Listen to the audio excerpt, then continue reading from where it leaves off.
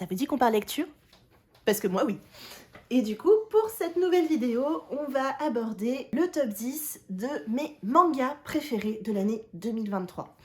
J'ai déjà fait le top 10 de mes romans que vous pourrez retrouver soit en description, soit sur ma chaîne. Mais du coup, je voulais aussi séparer la partie roman de la partie manga, parce que si ça vous intéresse pas les romans, vous pouvez aller directement au manga. Si ça vous intéresse pas les mangas, vous pouvez juste aller au roman. Parce que la vidéo aurait été beaucoup trop longue et que je ne pouvais pas décider de mes meilleures lectures en fait en général. Parce que je suis lâche et faible et que je ne voulais pas choisir. Voilà, on peut résumer ça comme ça. Et démarrons. À la 10e place, Tsugai, Demons of the Shadow Realm, le nouveau de Hiromu Arakawa. Alors, on se connaît pas encore bien, mais il va falloir savoir une chose, c'est que mon manga préféré de tous les temps, c'est Full Metal Alchemist. Voilà, je l'ai dit, ça ne bouge pour le moment pas, ça reste lui, je le trouve extraordinaire, et du coup j'aime beaucoup Hiromu Arakawa, qui est du coup l'auteur qui a fait les deux, et j'attendais avec beaucoup d'impatience Tsugai, parce que j'avais beaucoup misé dessus. En plus, j'en avais entendu du bien par un copain qui avait commencé à lire les scans depuis un moment. Voilà. Et du coup, quand il est sorti, je me suis ruée dessus. Et ça m'a fait un bien fou.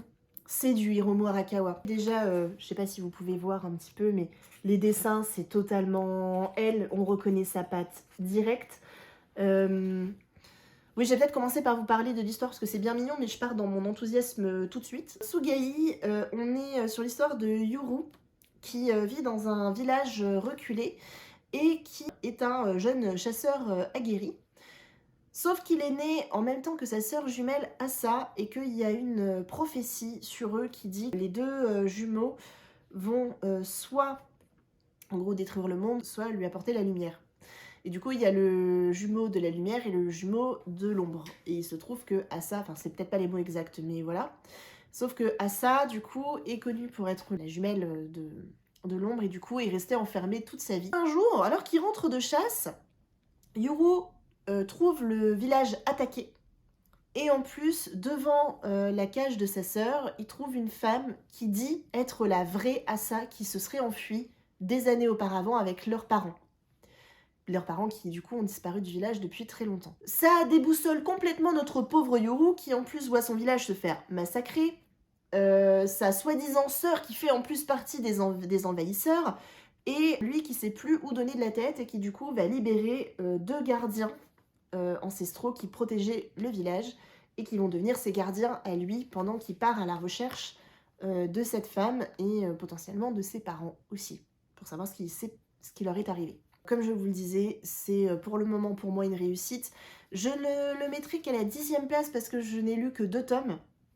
Je réserve mon jugement parce que ce n'est que le début. Le premier tome m'a un peu paumé, j'ai envie de dire. Ça partait dans tous les sens et en même temps, c'est normal parce que, vu ce qui s'y passe, je vais pas vous expliquer, mais c'est pas étonnant qu'on soit dérouté parce que je pense qu'on est aussi dérouté que le pauvre Yuru qui ne comprend rien à ce qui lui arrive non plus.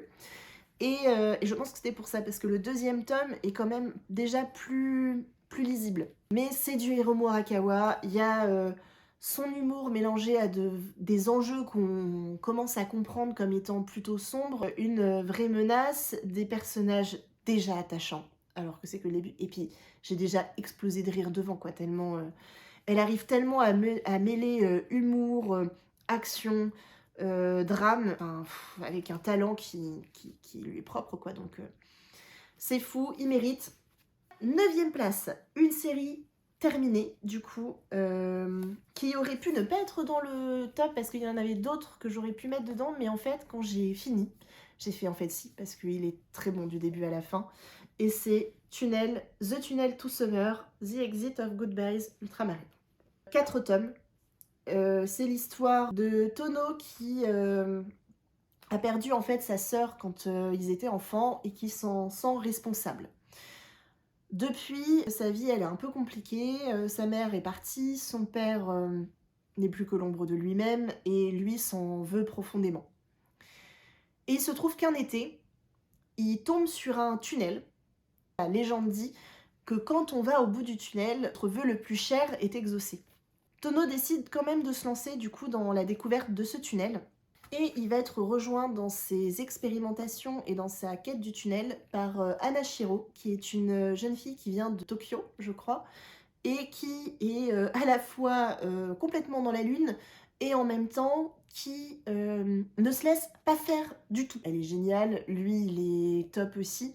Et en fait, à eux deux, ils vont essayer de découvrir ce que cache le tunnel. Il est extraordinaire. Enfin, on sent bien l'été dedans, l'été à la japonaise. L'histoire du tunnel est top, le mystère autour aussi. L'évolution des personnages, c'est à la fois une histoire de comment grandir, comment affronter ses peurs, comment affronter un passé qui fait mal parfois, ou le regard des autres, et en même temps comment passer outre tout ça, et le tout sous fond de tunnel magique qui avale le temps en même temps que les vœux. Il vaut le coup. C'est fini en 4 tomes en plus, donc vraiment petite série. C'est juste ce qu'il fallait. Donc c'est édité chez Mangetsu Life, au passage, si jamais ça vous intéresse. 8e position, nous avons Saison maudite de Asuka Konichi, édité chez Pika Édition. Saison maudite, pareil, c'est une toute petite série, c'est en 2 tomes, et c'est la même auteure que Criminel Fiançailles qui l'a fait.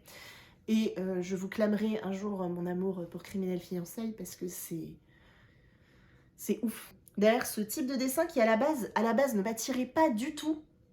Et en fait, soyons honnêtes, j'ai commencé à lire Saison maudite parce que c'était l'auteur de Criminel Fiançailles. Je trouve que cette auteure, elle a un truc avec les romances particulières et parfois très gênantes, mais où t'adhères quand même. Donc c'est l'histoire de Natsumi, ici, qui a perdu sa sœur, Haru, qui était tout son monde.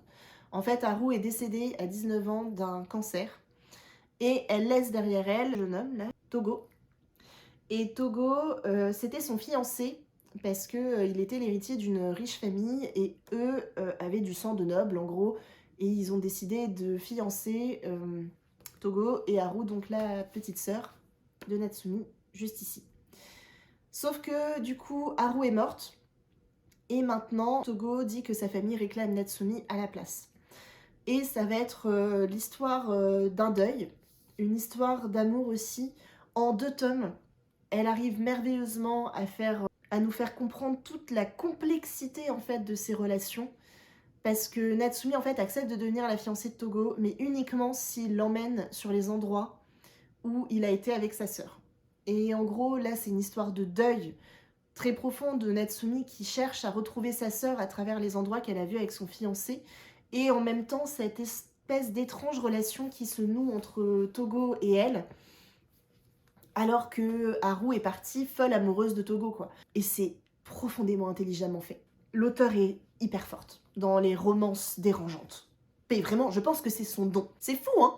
Parce que là, je tiens à dire que c'est quand même chaud. Enfin, tu te dis, il est fiancé à la sœur de son ex-fiancée morte. Ça démarre pas sur les chapeaux de roue, hein. Et on est vraiment sur des questionnements profonds, réalistes et dingues, quoi. Enfin... Non, il vaut le coup, je peux pas trop en dire parce qu'il y a que 2 tomes, donc je vais très vite tout vous spoiler sinon. Si vous cherchez une histoire qui vous emmène sur une voie à laquelle vous n'avez pas pensé et que vous acceptez d'être un peu dérangé pour au final découvrir une profonde histoire de reconstruction après un deuil et de questionnement sur soi aussi lié à ça, franchement, foncez. Et non, je vous ai dit qu'il y avait des thèmes qui revenaient parce que du coup, en fait, ma 7e place, et ben c'est Mon fils semble avoir été réincarné dans un autre monde de Kanemoto et de Hikari Shibata au dessin, édité chez Mana Books.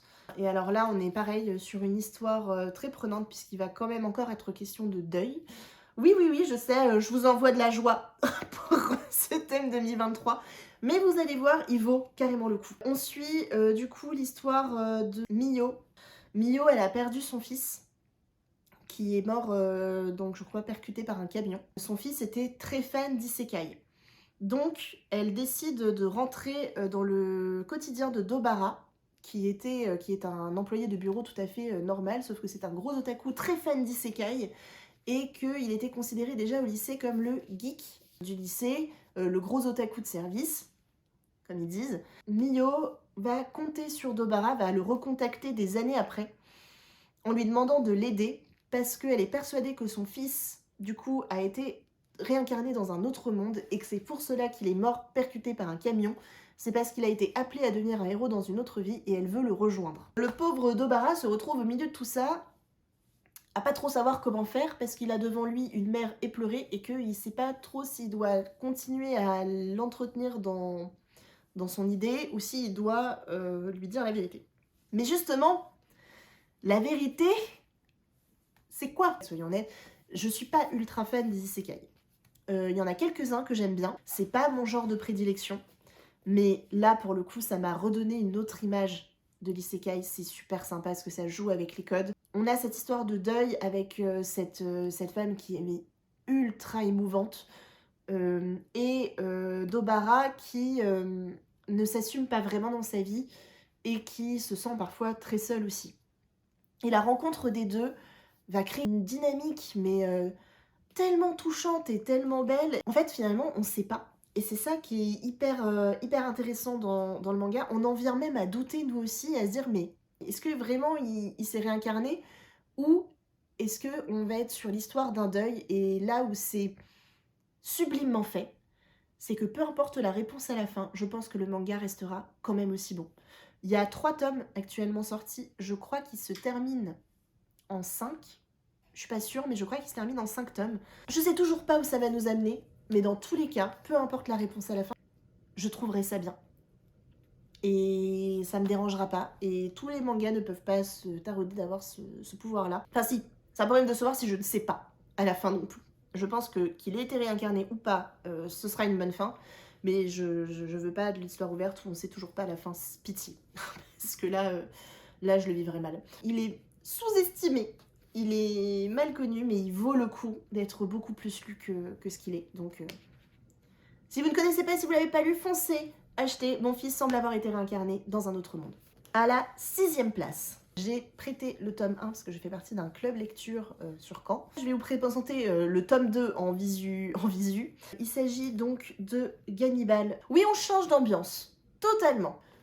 Là, je vais vous parler d'un petit village perdu dans une montagne où notre cher Daigo a été envoyé suite à une bavure qu'il a faite en ville et il a été se mettre au vert donc dans ce charmant petit village de montagne où, d'ailleurs je peux vous le montrer là, avec sa petite famille, donc sa femme et sa fille qui n'a plus dit un mot depuis qu'ils sont partis de Tokyo. Et il décide de refaire sa vie là-bas. Il espère avoir une vie tranquille, de simple petit policier de campagne, sur son vélo avec les charmants gens.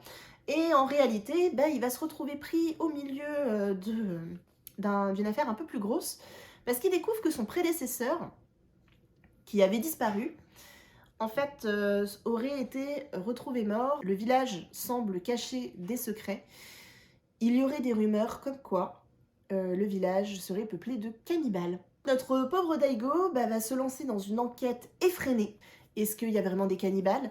Jusqu'où? Combien de personnes sont liées à ça? Et surtout, comment lui va survivre par rapport à son prédécesseur? Parce que si son prédécesseur est mort, comment se protéger, lui, et surtout protéger sa famille qui est aussi dans le village. Si vous aimez les thrillers, foncez. C'est un page turner. Moi, je me suis retrouvée complètement embarquée. Mais là, je peux vous montrer un petit peu. On est sur un dessin assez réaliste, très sombre, mais du coup, et très viscéral, en fait, qui va très très bien avec l'ambiance du manga. Je fais un gros avertissement pour toutes les personnes très sensibles. Au fur et à mesure de tomes, on passe vraiment dans tout ce qu'il y a de plus violent dans la nature humaine. Et les dessins sont parfois très explicites, très prenants, très violents. Donc je vous déconseille de le lire si vous êtes trop sensible. Par contre, si vous n'avez pas peur de vous y engager, mais vous allez découvrir une pépite. J'ai pas pu lâcher ma lecture, j'avais envie de savoir la suite, j'avais besoin de savoir la suite. Et j'ai pas eu de moment de flottement du tout. Et la fin m'a largement suffi. Elle est à la hauteur du reste du manga, donc en fait j'ai rien à dire. On s'attache beaucoup, que ce soit au policier ou à sa femme, même à sa fille qui est adorable, mais naïve comme une enfant. et même à d'autres personnes du village. Pareil, je vais pas vous dire qui parce que j'ai pas envie de spoiler quoi que ce soit, mais il y a des personnages qui ont une évolution hyper attachant, donc d'autres pas du tout, très clairement non. C'est une pépite, foncez. Si vous aimez les thrillers, si vous aimez le fait de pas pouvoir lâcher votre manga et d'avoir besoin d'avoir la suite, prenez-le.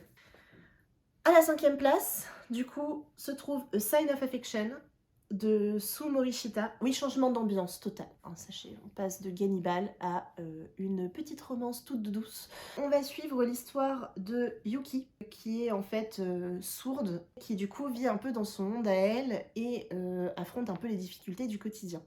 Itsumi, il est à l'opposé de Yuki, dans le fait que, alors lui, il parle plusieurs langues, c'est un globe-trotter, il aime partir à la découverte des gens, de leur culture, apprendre de nouvelles langues, c'est sa passion.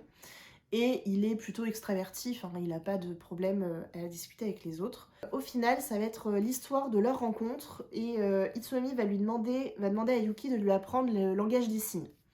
Ça va les rapprocher, et ça va être l'histoire justement de la rencontre de ces deux mondes, et de construire une relation avec ces différences et en prenant en compte aussi le handicap de Yuki, enfin qui est un handicap invisible du coup, et tout ce que ça implique pour elle dans sa vie. Et c'est un bonheur à lire. C'est un bonbon, c'est doux. C'est une romance, c'est pas du tout un slow burn hein, pour le coup. Je crois qu'ils sont ensemble très rapidement, mais parce que c'est pas le fond de l'histoire. Le fond de l'histoire, c'est pas comment ils tombent amoureux, c'est comment ils vont créer cette relation, comment ils vont animer cette relation, l'entretenir malgré leurs différences, et comment Yuki va s'ouvrir au monde. En fait, c'est vraiment notre héroïne, comment elle va découvrir avec Itsumi, grâce à Itsumi aussi et à ses amis, le monde extérieur. Si vous voulez un moment de tendresse, de douceur et avec de la bienveillance et en même temps en apprendre beaucoup plus aussi sur les personnes sourdes et malentendantes, sur comment ça se passe pour elles dans leur monde quand en fait quand t'entends vraiment rien, parce que là pour le coup elle est vraiment sourde, donc elle a aucun rapport avec les sons. À la 4e place, un shonen cette fois-ci, mais pas un shonen comme les autres, puisqu'il s'agit de Akane Banashi de Yuki Tsunaga et de Takamasa Moe. Je l'attendais depuis un moment parce que je crois que j'avais lu les premiers chapitres dans un petit livret que j'avais eu en achetant un autre manga de chez Kion, du coup, puisque c'est édité chez Kion, et j'avais totalement adhéré. Si vous ne l'avez pas encore lu, on va suivre l'histoire de Akane, donc cette petite jeune femme, qui est en admiration devant son père qui était un acteur de rakugo. Donc le rakugo, c'est une pratique très ancestrale, qui date de longtemps au Japon, qui consiste à raconter une histoire avec une personne et de faire du coup toutes les voix en une, et de raconter du coup des histoires qui vont soit avoir une morale, en tout cas raconter quelque chose à un public de façon assez comique souvent. Et en gros, son père a pour rêve de devenir grand maître rakugo, mais le jour où il a passé son examen pour devenir vraiment professionnel et passer le niveau au-dessus, non seulement il n'a pas eu son examen, mais en plus on l'a clairement radié. Donc il avait l'incapacité de pouvoir un jour atteindre son rêve.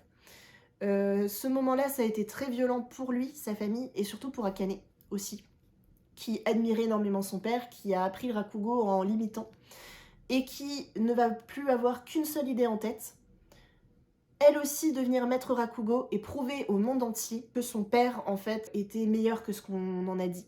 Un shonen qui fait du bien. J'aime bien les shonen, hein, c'est pas la question, j'adore que ce soit Jujutsu Kaisen, Fullmetal Alchemist, My Hero Academia, enfin... Il y a plein de shonen que j'adore, soyons honnêtes, mais je trouve que celui-ci vient rajouter un peu de fraîcheur. On est sur un thème qui est quand même ultra niche. Enfin, on est sur un thème traditionnel. L'auteur arrive à me rendre complètement dingue de rakugo. Enfin, Akane, elle est pleine d'énergie, elle est pleine d'entrain, pleine de volonté. Et qu'est-ce qu'elle est drôle aussi dans sa façon de pas se laisser faire, mais en même temps d'écouter ce qu'on a à lui apprendre. C'est une force de travail et en même temps de talent qui est folle, le mélange qui tue quoi. Et toutes les personnes qu'elle va croiser vont lui apporter quelque chose et vont avoir un impact sur elle. Pour le moment, les 3 tomes m'ont conquise. Si vous ne l'avez pas encore lu, allez-y. C'est un shonen sur un thème qui change et ça fait du bien, clairement. Un très bon moment à chaque fois. Et il est temps d'aborder le top 3 et à la troisième place, il y a Mayapi Mariage qui a été du coup édité chez Kurokawa. Quelle petite merveille. C'est une espèce de bonbon. Je peux dire merci à ma libraire aussi d'ailleurs et amie de me l'avoir mis dans les mains. Donc ça va raconter l'histoire d'un monde sous l'ancien Japon. Je sais pas trop à quelle époque je pourrais le situer, mais un univers un peu à l'ancienne, à la japonaise, dans lesquels en fait on a des familles et certaines familles ont des pouvoirs qui se transmettent de façon héréditaire et le pouvoir crée le statut et surtout en font des personnes qui peuvent servir notamment par exemple à repousser des monstres qui vivent au-delà des villes. On va suivre l'histoire de Miyo qui en fait elle est née sans pouvoir dans une famille qui elle avait des pouvoirs et on en attendait beaucoup d'elle parce qu'elle était censée hériter aussi des pouvoirs et de sa mère et de son père et que ses parents ont été mariés pour cette raison alors qu'ils ne s'aimaient pas à la base. Donc Miyo devient une déception, et en plus sa mère meurt quand elle est jeune, donc son père se remarie avec la femme qu'il aimait à la base, et il a une enfant qui, elle, par contre, a un pouvoir. Et là, on repasse dans le remake de Cendrillon, avec sa méchante belle-mère, et sa méchante sœur, et son père qui dit rien, et qui a l'air de l'avoir complètement oublié. L'enfer! Et en plus, son seul ami, du coup, est fiancé à sa sœur, et elle est fiancée à Kudo, qui a une réputation horrible de faire fuir toutes ses femmes. En gros, aucune femme, alors qu'il a un rang très élevé, qu'il a un super pouvoir et qu'il a une... Il est beau, il est riche, et il a un statut de fou. Bref, il a tout pour être le meilleur des partis, mais toutes ses femmes ont fui. Et où il les a répudiées, ou... Enfin, ça l'a jamais fait, en fait, et du coup, il a une réputation d'homme horrible. Miyo est envoyé pour l'épouser, pour en fait... quand même profiter du pouvoir de monsieur, mais on s'est dit qu'au pire, si elle y passe, on s'en fiche. C'est vous dire à quel point ils sont horribles avec elle. Et du coup, ça va être la rencontre de ces deux-là. C'est une très jolie romance. En fait, c'est une très jolie romance sur fond, en plus, fantastique. Quand j'avais lu le premier tome, je pensais qu'il manquait un peu de fantastique. J'ai largement été servie dans la suite. Pour ceux que ça intéresse aussi, la saison 1 de l'anime est sortie sur Netflix, si vous voulez le voir aussi. C'est des romances fantastiques comme je les aime. Ça m'a un peu rappelé quand je l'ai lu la douceur que je ressentais en lisant Fruit Basket. Et je pense que c'est pour ça qu'il a la troisième place, c'est que Fruit Basket pour moi c'est un incontournable du shoujo et de la romance fantastique. Donc un shoujo mais qui n'a pas que de la romance derrière, il y a aussi autre chose. Les dessins sont sublimes. J'attends chaque tome avec impatience. Et foncez quoi. Il est maintenant temps de rentrer dans le duo de tête. Et à la deuxième place, un manga qui pour moi n'a pas eu la lumière qu'il mérite. Et pourtant, qu'est-ce qu'il mérite? Je vous présente les saisons d'Ogishima de Kan Takahama. Ça a été une vraie révélation, ça a été un vrai beau moment de lecture. Donc c'est édité chez Glénat. Et Kan Takahama a fait une espèce de triptyque avec 3 histoires qui peuvent se lire en fait séparées les unes des autres mais qui sont quand même liées. Donc le premier dans l'ordre chronologique, ce serait Le dernier envol du papillon qui est un one-shot. Ensuite au milieu il y a les saisons d'Ogishima. La suite c'est La lanterne de Nyx du coup qu'elle a écrit. Moi j'ai préféré lire dans l'ordre, donc je pense que quand le 4e tome et dernier tome sera sorti en France, je me jetterai sur la suite. Les saisons d'Ogishima, on est en 1866 et on est à Nagasaki à l'aube de l'ère Meiji. On va suivre Tama, du coup, qui est apprentie courtisane et qui va suivre son aîné, du coup, dans le quartier de Dojima, ou Dejima, qui était le quartier occidental de l'époque, parce que sa maîtresse, enfin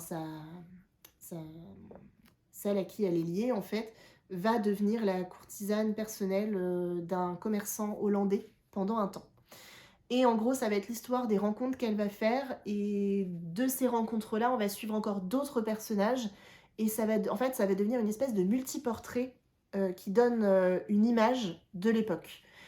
Et c'est prenant, c'est historiquement très intéressant et très bien renseigné. C'est prenant que ce soit Tama et le fait qu'elle veuille pas devenir courtisane, mais qu'elle sent qu'elle commence à devenir une adulte et que, bah, elle approche de ses premiers 100 et qu'elle va finir par l'être. Cette courtisane qui, elle, est tombée amoureuse et du coup, est désillusionnée aussi de ce monde-là, mais sait qu'elle a pas le choix. Un homme aussi, qui est chrétien et qui doit se cacher parce qu'en fait, à l'époque, les chrétiens étaient poursuivis et torturés au Japon. Donc lui, il essaye de se planquer comme il peut. En même temps, son fils qu'il élève, qui est né au Japon, mais qui est métis d'une mère japonaise et d'un père dont il ne sait rien en fait, et qui essaye de trouver sa place dans ce monde qui fait qu'il n'est ni totalement japonais, ni totalement occidental, quoi. Enfin, tout, tout un tas de portraits comme ça, très touchants, très poignants, et qui forment à eux tous un portrait d'une époque, enfin l'image d'une époque, et qui a son lot de beauté, son lot de drame, de tristesse et de noirceur.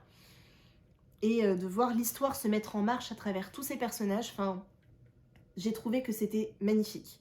C'est très humain, très beau. Moi, ça m'a pris aux tripes. C'est parfois un peu froid. Et en même temps, ça me va. C'est pas grave. Enfin, en fait, c'est aussi très réaliste sur la façon qu'ont les Japonais aussi parfois de traiter de certains sujets et sur à quel point c'était des sujets banalisés à l'époque, notamment au niveau des courtisanes. Mais ça m'a pas empêché de m'attacher aux personnages, ni de me révolter pour eux, ni d'avoir envie de savoir ce qu'ils allaient devenir. Franchement, c'est d'une beauté à couper le souffle. C'est terminé en 4 tomes au fil des saisons en fait, donc un tome par saison. Ils sont magnifiques, ils sont sublimes. Foncez, on n'en parle pas assez à mon avis. Donc foncez découvrir cette merveille. Enfin, la toute première place. Et là, encore une fois, cette série est sortie depuis un bon moment, mais je ne le lis que maintenant. Laissez-moi vous présenter et vous faire rencontrer, si vous ne l'avez toujours pas fait comme moi, les Tokyo Tareraba Girls de Akiko Higashimura, édité chez le Lézard Noir. Et là, ça a été ma découverte de l'année. Ça a été un bonheur à lire, un bonheur à découvrir. J'ai pas fini, j'ai lu que jusqu'au tome 5, mais quel bonheur! Ça va raconter l'histoire de ces 3 jeunes femmes qui sont en fait des trentenaires qui se rendent compte, on va dire, à une soirée un peu tard que elles ont 30 ans et que là, pour commencer à trouver quelqu'un, elles ont un peu tardé, quoi. Elles ont passé la trentaine, elles sont toujours pas mariées. Alors elles ont leur boulot, hein, elles ont professionnellement, elles sont bien installées, mais par contre sentimentellement, c'est un peu la mouise. Et alors qu'elles sont pour la énième fois en train de se faire une soirée filles à boire, elles sont en train de crier un peu trop fort en se disant que de toute façon, le jour où elles auront envie d'avoir quelqu'un, elles auront qu'à se baisser pour avoir ce qu'il faut, qu'il leur suffit de chercher l'amour pour qu'elles le trouvent. Sauf que ça agace profondément un jeune homme qui était venu boire tranquillement sa petite bière. Il finit par les confronter et par être juste horrible avec elles. Enfin, il leur dit que ce sont des vieilles filles avec leurs yakai et des faucons. En fait, de toute façon, elles finiront seules dans tous les cas, tristes, et elles auront loupé leur vie, quoi. Bref, tout ce qu'elles n'avaient pas envie d'entendre. Et là, ça leur met une espèce de réveil qui font qu'elles vont regarder le monde autrement et se rendre compte qu'en fait, en effet, dans la société dans laquelle elles vivent, avoir 30 ans, ça a fait passer plein de choses. Et entre regrets, entre désespoir de l'avenir, entre tout ça, on a cette amitié, cette belle amitié entre 3 femmes qui essayent de s'en sortir dans une société qui a décidé qu'en fait leur vie était terminée parce qu'elles avaient 30 ans et que leur temps était passé pour tout. Je les trouve très très touchantes, très poignantes, et l'auteur arrive avec brio en fait, alors qu'on nous parle de sujets importants, de sujets de société réelle, de choses parfois dramatiques, parfois horribles, parfois il leur arrive des choses, mais ça nous brise le cœur, et en même temps, j'ai quand même réussi à profondément rigoler. Enfin, elle a un trait comique, elle a un sens du comique qui est fou. Enfin, la mangaka est dingue pour ça. Dans un même tome, j'ai réussi à avoir envie de pleurer, à rire aux larmes, et pleurer de rire, tellement c'était drôle. J'ai terminé en 9 tomes. Je n'ai que les 5 premiers pour le moment, et jusque-là, je me régale à chaque fois. C'est réaliste, c'est beau, c'est drôle, c'est touchant. c'est prenant et j'ai qu'une envie, c'est de savoir comment elles vont s'en sortir grâce à leur amitié ou pas, grâce à leur force de caractère et leur volonté d'avancer. Pareil, j'ai envie d'en savoir un petit peu plus aussi sur le fameux jeune homme qui a été insupportable avec elle, mais qui a l'air d'avoir une vie pareil pas simple. Donc j'ai hâte de savoir si la raison pour laquelle il a été aussi méchant, c'est pour une raison ou si c'est juste son caractère de merde. Il mérite d'être lu, il mérite d'être apprécié à sa juste valeur. Et bah, foncez lire Tokyo Tararaba Girls quoi. Je vais également vous présenter en très rapide les mentions honorables du coup de la vidéo. Donc à savoir La chasse aux cadavres chez Saka Édition, qui a été écrite par Ozui Yamazaki. Entre Stranger Things et les Goonies, on va suivre des jeunes enfants à vélo qui vont partir à la recherche de leurs camarades de classe disparus. Et derrière tout ça, il y a tout un thriller aussi mené par les adultes sur cette fameuse disparition. Donc ça va être l'aventure de ces enfants partis à la recherche de leur ami et en même temps l'enquête des policiers. C'est prenant, c'est marquant, il n'y a que 2 tomes, mais pour le moment, je suis à fond. Si vous ne l'avez pas encore lu, allez-y. Nous avons entre nos mains de Batan, mon premier Yuri. Super bien, j'ai été ravie de l'avoir lu. Donc là, on suit Makimura et Midori qui se sont aimées quand elles ont été lycéennes. Mais à la fin du lycée, Midori décide de laisser Makimura en lui disant que maintenant qu'elles sont adultes, bah, il va falloir qu'elles vivent comme des adultes. Et du coup, elle l'abandonne. Et des années plus tard, elles se retrouvent. Et qu'est-ce que va devenir leur relation? C'est beau, c'est touchant, les personnages, j'ai des vrais corps de femmes dedans et ça fait plaisir, mais elles sont magnifiques quand même. Leur amour est d'une pureté et d'une beauté, enfin, moi j'ai été carrément emballée. Un gros message aussi sur la société et sur comment on doit se voir par rapport à elle. Et si vous l'avez pas lu, foncez, il était à 2 doigts de rentrer dans le tome 10, bah, comme les tomes que je vais vous montrer. J'ai juste à reprocher une fin peut-être un peu trop rapide, mais ça reste une très belle expérience de lecture, finie en 3 tomes. Une belle histoire d'amitié intergénérationnelle sur fond de cinéma, c'est ce que m'a donné Ocean Rush, fait par John Tarashina, et qui raconte l'histoire de Umiko qui vient de perdre son mari, elle est à la retraite, et en fait elle va redécouvrir grâce à une amitié avec un jeune homme qui est en école de cinéma, ça va faire ressurgir sa passion du cinéma, et elle va retourner faire ses études du coup de cinéma avec l'idée de montrer au monde un film qui lui ressemble. C'est beau, c'est touchant, une vraie histoire d'amitié intergénérationnelle, ça fait du bien, ça fait plaisir. De tout ce que ça apprend sur le monde, c'est-à-dire qu'il n'y a pas que des vieux cons, il n'y a pas que des jeunes cons non plus. On peut tous s'entraider et tous apprendre les uns des autres, et ça vaut le coup. J'espère que la suite me plaira autant. Et enfin, Burn the House Down, un thriller sur une jeune fille qui va essayer de... qui a tout perdu à la suite d'un incendie, sa famille a été disloquée, et avec sa sœur, elles vont essayer d'enquêter sur le fameux incendie qui a tout ruiné, et essayer de débusquer les véritables coupables. C'est une histoire de vengeance, de suspense, et pour le moment, c'est ultra bien. Il y a une série qui a été faite sur Netflix aussi, je ne l'ai pas encore vue, je vais sûrement m'y plonger. Sur ces belles paroles, je ne sais pas encore sur quoi sera faite la prochaine vidéo, mais j'y réfléchis très intensément, et en attendant, je vous dis à la prochaine, et continuez de vivre de très belles aventures à travers vos lectures. Matane!